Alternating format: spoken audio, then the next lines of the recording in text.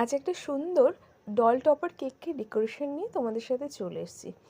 এটা ছিল একটা স্ট্রবেরি ফ্লেভারের 1 পাউন্ড কেক, আর কাস্টমারের চয়েস অনুযায়ী আমি এখানে লাল কালারই ইউজ করেছি।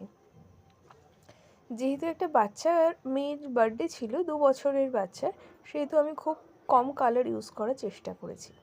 আর টপারটা বসানোর পর এখানে 1 mm নোজল নিয়ে কয়েকটা ফুল করার চেষ্টা করেছি।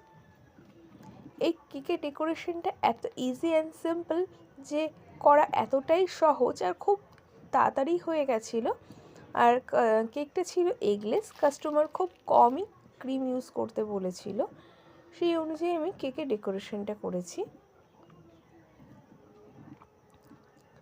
যে ফাঁকা জায়গাটা আছে সেটাকে ফুলফিল করার জন্য এখানে আমি স্টার নোজল নিয়ে নিয়েছি এবং সেটা দিয়ে কয়েকটা ফুল, ছোট্ট ডট ফুল করার চেষ্টা করেছি।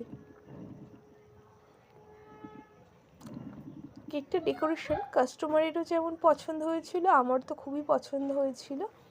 শুধু একটা টপারের জন্য এত সুন্দর, মানে কেকের পুরো ডেকোরেশনটাই চেঞ্জ হয়ে গেছিলো।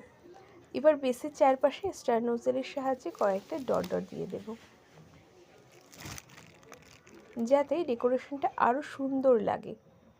দেখো আমার কেক রেডি। আমি কেকের উপরে 2টো বাটারফ্লাই লাগিয়ে দিয়েছি আর বার্থডে টপার আর কয়েকটা স্প্রিঙ্কেল ছড়িয়ে দিয়েছি। ব্যাস, আমার কেক রেডি। আর হ্যাপি বার্থডে রিমশা।